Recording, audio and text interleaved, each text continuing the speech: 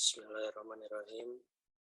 Saya akan mempresentasikan tugas fitofarmaka, yaitu resume salah satu jurnal yang berjudul Pengaruh Pemberian Rebusan Daun Kelor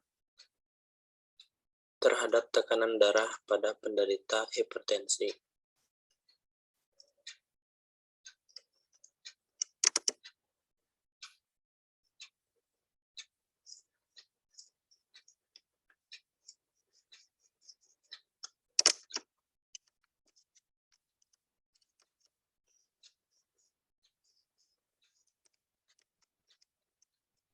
Adapun latar belakangnya yaitu penyakit darah tinggi atau hipertensi, suatu keadaan di mana seseorang mengalami peningkatan tekanan darah di atas normal yang ditunjukkan oleh angka sistolik dan angka diastol, di mana tekanan darahnya di AG. Penderita hipertensi di Indonesia diperkirakan hipertensi terkontrol. Prevalensinya telah tercapai 31,7% dari total penduduk. Dari 31,7%, hanya sekitar 0,4% kasus yang meminum obat hipertensi untuk pengobatan. Di sini ada faktor-faktor yang menjadi penyebab terjadinya hipertensi, antara lain yaitu toksin, faktor genetik, umur, jenis kelamin, etnis, stres, kegemukan, nutrisi, kurangnya olahraga, dan lain-lain. Faktor utamanya atau yang sering terjadi yaitu tingginya kolesterol. Pengobatan farmakologi sering digunakan untuk pengobatan awal hipertensi, yaitu ACE inhibitor, angiotensin reseptor blocker,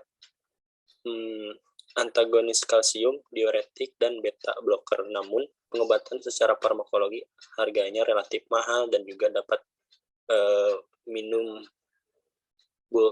menimbulkan efek samping bila dikonsumsi dalam jangka waktu tertentu. Pengobatan non-farmakologi menggunakan ekstrak daun kelor karena diketahui dapat mencegah terjadinya hipertensi, menurunkan kadar kolesterol tubuh, menurunkan kadar gula dalam darah, kemudian menurunkan kadar asam urat. Berdasarkan uraian latar belakang tersebut, tujuan dari penelitian ini yaitu mengetahui pemberian rebusan daun kelor terhadap tekanan darah pada penderita hipertensi di wilayah kerja Puskesmas Kambang, Kecamatan Lengayang, tahun 2018. Dari hasil penelitian terdapat 3 tabel, yaitu yang pertama rata-rata tekanan darah sebelum diberikannya air rebusan daun kelor. Sistoliknya yaitu 153,50, diastolnya 94,38. Dan yang kedua rata-rata tekanan darah ketika sudah diberikan air rebusan daun kelor. Hasilnya menurun, yaitu sistoliknya 129,56, diastolnya 86,25. Jadi ada penurunan ketika sebelum diberikannya rebusan daun kelor sama sesudah. Di sini yang ketiga pengaruh tekanan darah pasien hipertensi sebelum dan sesudah diberikan air rebusan daun kelor.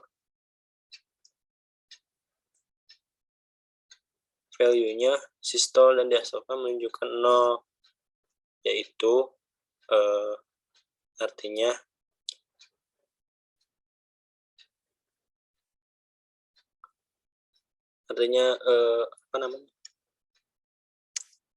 dapat disebutkan bahwa air daun kelor dapat mengatasi hipertensi. Kemudian sini ada pembahasannya, yaitu pada penelitian ini ditemukan ada pengaruh penurunan tekanan darah sistolik maupun diastolik pada lansia hipertensi setelah diberi air rebusan daun kelor. Tekanan darah tinggi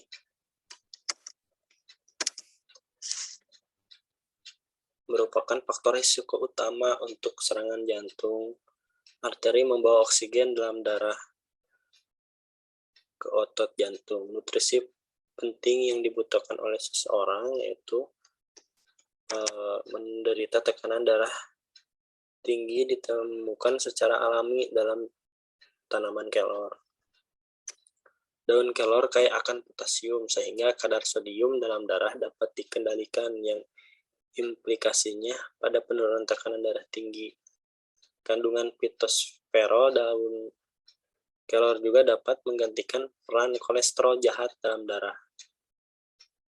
Kemudian arginin merupakan asam amino yang ditemukan dalam tanaman kelor dan dikenal untuk menyeimbangkan tekanan darah. Kalsium, magnesium, kalium, seng, dan vitamin E juga ditemukan pada kelor. Kandungan kalium yang tinggi cenderung menurunkan kandungan sodium. Kalium bekerja dengan cara meningkatkan ekskresi natrium dalam urin yang membantu melebarkan pembuluh darah dan mengubah interaksi hormon yang mempengaruhi tekanan darah. Makanan yang mengandung magnesium tinggi sangat bermanfaat bagi penderita hipertensi. Kemungkinan besar dengan berkontribusi terhadap relaksasi otot polos pembuluh darah. Kelor juga mengandung magnesium bersama dengan zinc dan vitamin E yang mengambil bagian dalam mengurangi tekanan darah bersama dengan nutrisi lainnya. Jadi dapat disimpulkan pada penelitian yang saya review, penelitian dilakukan terdapat penurunan sistolik dan diastolik, yaitu sistoliknya 153,50 menjadi 129,56. Kemudian diastoliknya 94,38 menjadi 86,25. Bahwa dengan meminum air rebusan daun kelor secara rutin dapat menurunkan tekanan darah secara perlahan-lahan tanpa efek samping. Terima kasih.